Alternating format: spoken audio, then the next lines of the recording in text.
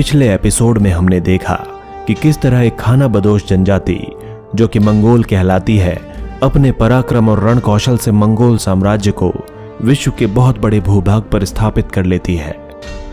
इसके अलावा हमने देखा कि किस तरह चंगेज खां के नेतृत्व में यह साम्राज्य फला फूला और पूरा संसार इसके नाम से आतंकित हो गया।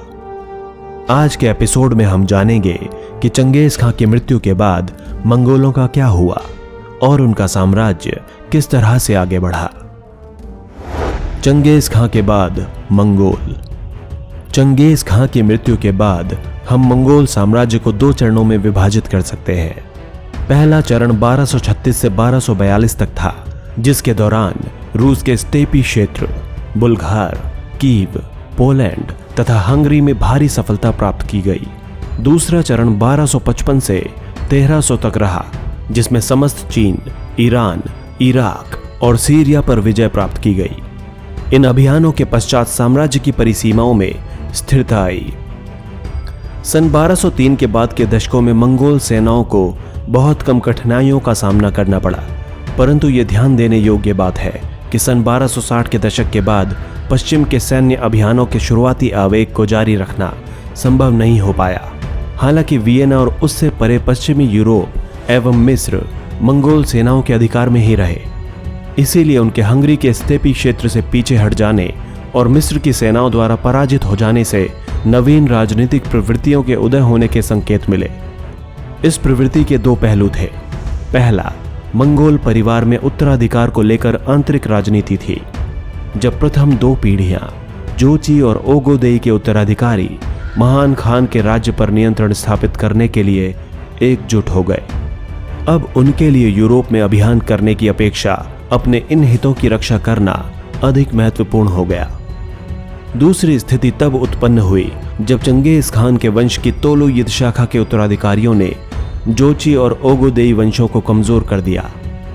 मोंके, जो चंगेज खान के सबसे छोटे पुत्र तोलोई का वंशज था, उसके राज्याभिषेक के बाद 1250 ईस्वी के दशक में ईरान में शक्तिशाली अभियान किए गए, परंतु 1260 ईस्वी के दशक में तोलोई के वंशजों ने चीन में अपने हितों की वृद्धि की, तो उसी समय सैनिकों और रसद सामग्रियों को मंगोल साम्राज्य के मुख्य भागों की ओर भेज दिया गया।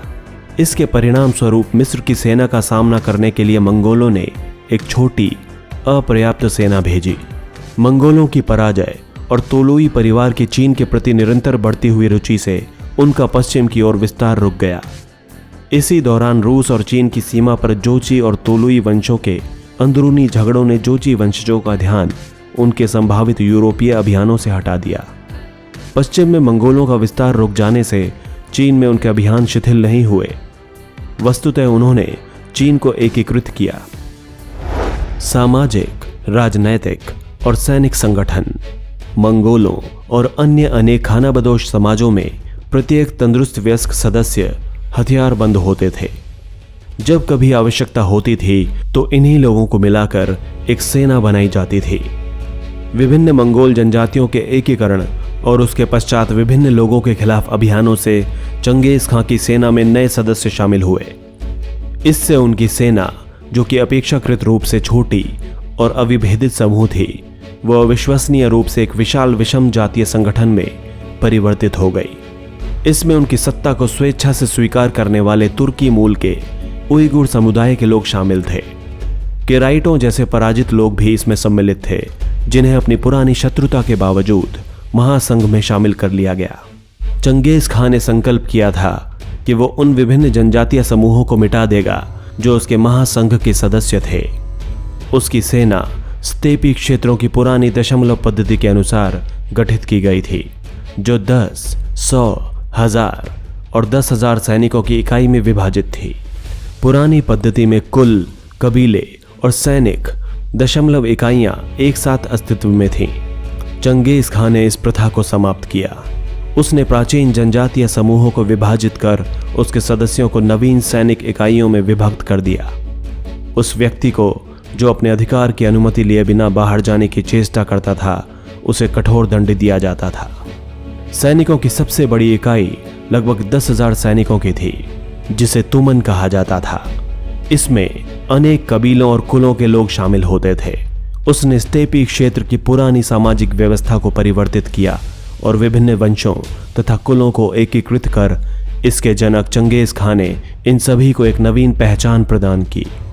नई सैनिक टुकड़ियों जो उसके 4 पुत्रों के अधीन थीं और विशेष रूप से चयनित कप्तानों के अधीन कार्य करती थीं, उन्हें नोयान कहा जाता था। इस नई व्यवस्था में उसके अनुयायियों का वो समूह भी शामिल था जिन्होंने बड़ी ही निष्ठा से कई वर्ष घोर प्रतिकूल अवस्था में भी चंगेज खान का साथ दिया था।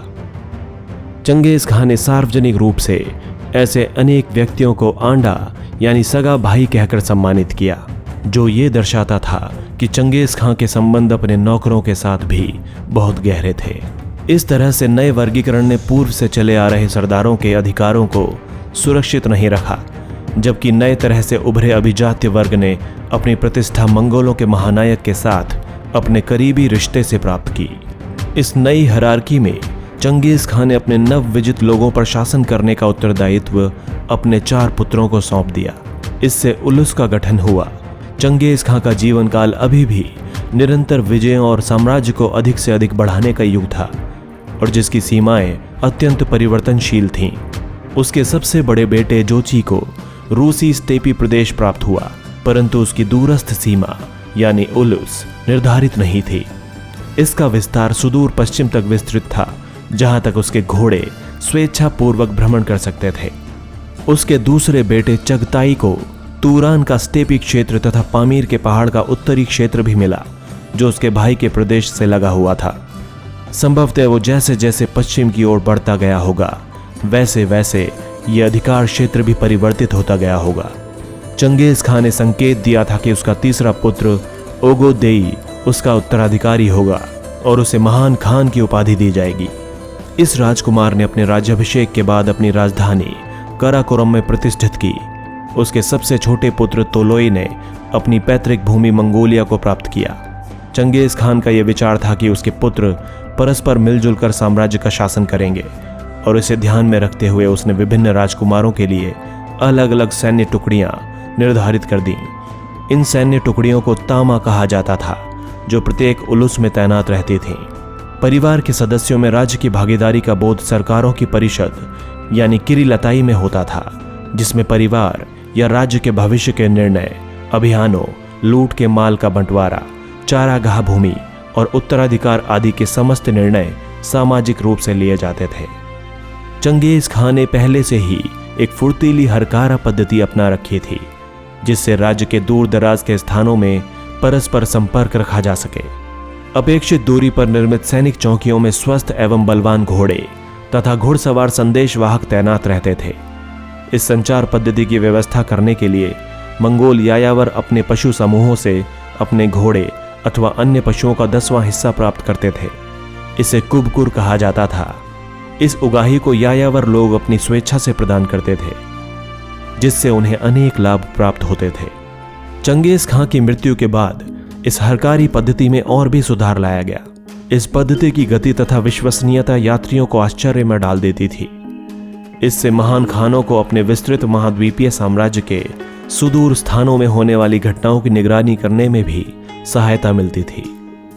13वीं शताब्दी के पूर्वार्ध में हुए युद्धों में अनेक नगर नष्ट कर दिए गए, कृषि भूमि को हानि हुई, व्यापार चौपट हो गया तथा दस्तकारी वस्तुओं की उत्पादन व्यवस्था अस्त व्यस्त हो गई।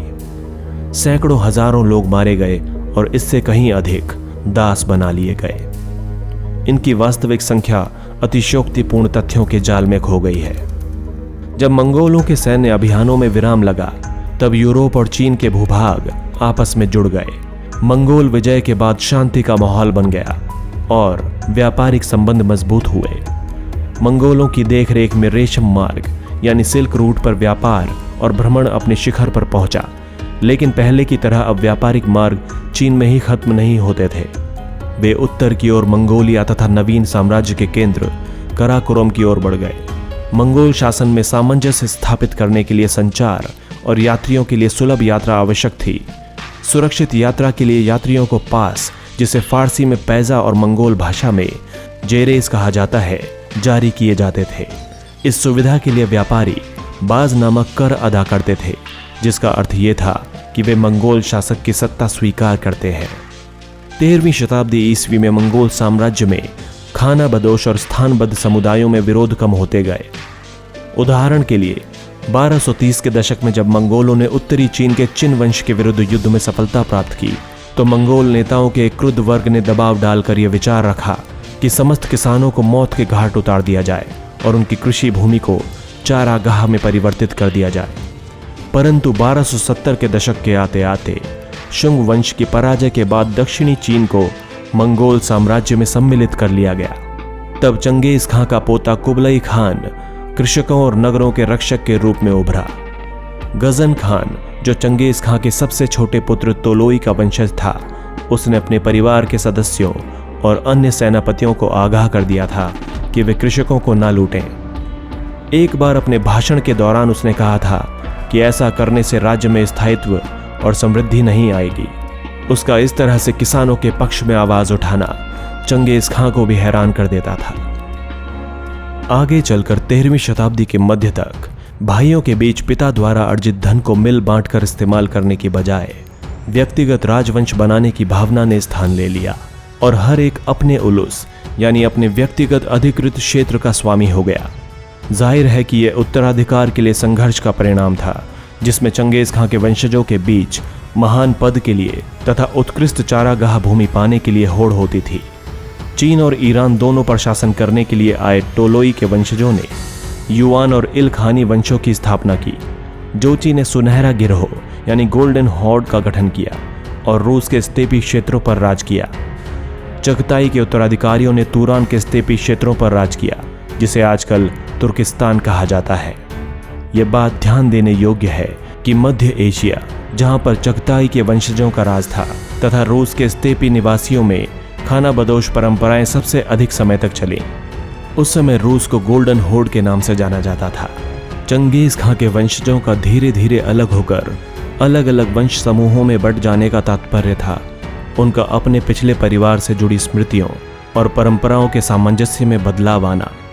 साफ तौर पर यह सब एक कुल के सदस्यों में परस्पर प्रतिस्पर्धा के परिणाम स्वरूप हुआ और इसी की एक शाखा टोलीईद ने अपने पारिवारिक मतभेदों का वृत्तांत बड़ी निपुणता से अपने संरक्षण में प्रस्तुत किए जा रहे इतिहासों में दिया। बहुत हद तक ये सब चीन और ईरान पर उनके नियंत्रण का और उनके परिवार के सदस्यों द्वारा बहुत बड़ी संख्या में विद्वानों को अपने यहाँ भर्ती करने का परिणाम था। परिष्कृत रूप से कहा जा सकता है कि अतीत से अलग होने का मतलब पिछले शासकों की अपेक्षा प्रचलित शासकों के गुणों को अधिक लोकप्रिय करना था। चंगेज खां के वंशजों को विरासत में जो कुछ भी मिला वो महत्वपूर्ण था, लेकिन उनके सामने एक समस्या थी। अब उन्हें एक स्थानबद्ध समाज में अपनी एक धाक जमानी थी। इस बदले हुए समय में वे वीरता की वो तस्वीर पेश नहीं कर सकते थे जैसी चंगेज खां ने की थी। 13वीं शताब्दी के मध्य तक मंगोल एक एकीकृत जनसमूह के रूप में उभर कर सामने आए और उन्होंने एक ऐसे विशाल साम्राज्य का निर्माण किया जिसे दुनिया में पहले कभी नहीं देखा गया था। उन्होंने अत्यंत जटिल शहरी समाजों पर शासन किया, जिनके अपने अपने इतिहास, संस्कृतियां और नियम थे। हालांकि मंगोलों का अपने साम्राज्य के क्षेत्रों पर राजनैतिक प्रभुत्व रहा, फिर भी संख्यात्मक रूप से वे अल्पसंख्यक ही थे। चंगेज खान और मंगोलों का विश्व इतिहास में स्थान। आज जब हम चंगेज खां को याद करते हैं तो हमारी कल्पना में ऐसी तस्वीरें आती हैं जैसे कि एक विजेता, नगरों को ध्वस्त करने वाला और एक ऐसे व्यक्ति की छवि जो हजारों लोगों की मृत्यु का उत्तरदायी है। 13वीं शताब्दी के चीन, ईरान और पूर्वी यूरोप के नगरवासी स्टेपी के इन गिरोहों को भय और घृणा के दृष्टि से देखते थे। फिर भी मंगोलों के लिए चंगेज खान अब तक का सबसे महान शासक था। उसने मंगोलों को संगठित किया, लंबे समय से चली आ रही कबीलाई लड़ाइयों और चीनियों द्वारा किए जा रहे शोषण से मुक्ति दिलाई, साथ ही उन्हें समृद्ध बनाया, एक शानदार पार महाद्वीपीय साम्राज्य बनाया और व्यापार के रास्तों और बाजारों को पुनर्स्थापित किया, जिनसे वेनिस के मार्को पोलो की तरह दूर के कई यात्री आकर्षित हुए। चंगेज खां के इन परस्पर विरोधी चित्रों का कारण एकमात्र परिप्रेक्ष्य की भिन्नता नहीं, बल्कि ये विचार हमें ये सोचने पर मजबूर करते हैं कि किस तरह से एक प्रभावशाली दृष्टिकोण अन्य को पूरी तरह से मिटा देता है। मंगोल शासकों ने सब जातियों और धर्मों के लोगों को अपने यहाँ प्रशासकों और हथियारबंद सैन्य दल के रूप में भर्ती किया। इनका शासन बहुजातीय, बहुभाषी और बहुधार्मिक था, जिसको अपने बहुविध संविधान का कोई भय नहीं था। ये उस समय के लिए एक असामान्य बात थी। इतिहासकार अब उन विधियों का अध्ययन करने में लगे हैं जिनके माध्यम से मंगोल अपने बाद में आने वाली शासन प्रणालियों के अनुसरण के लिए आदर्श प्रस्तुत कर सके। 14वीं शताब्दी के अंत में एक अन्य शासक तैमूर, जो एक विश्वव्यापी राज्य की आकांक्षा रखता था, उसने अपने राजा को घोषित करने में संकोच का अनुभव किया, क्योंकि वह चंगेज खां का वंशज नहीं था। जब उसने अपनी स्वतंत्र संप्रभुता की घोषणा की तो अपने को चंगेज खानी परिवार के दामाद के रूप में प्रस्तुत किया। आज दशकों की रूसी नियंत्रण के बाद मंगोलिया एक स्वतंत्र राष्ट्र के रूप में अपनी पहचान बना रहा है। उसने चंगेज खां को एक महान राष्ट्र नायक के रूप में लिया है, जिसका सार्वजनिक रूप से सम्मान किया जाता है और जिसकी उपलब्धियों का वर्णन वहां पर बड़े ही गर्व के साथ किया जाता है। दोस्तों, अगर आपको हमारा वीडियो अच्छा लगा तो प्लीज लाइक करें, शेयर करें और कमेंट करें, और हमारे चैनल हिस्टोरिक हिंदी को सब्सक्राइब करना ना भूलें, ताकि हमारी हर नई वीडियो की अपडेट आपको मिलती रहे। धन्यवाद।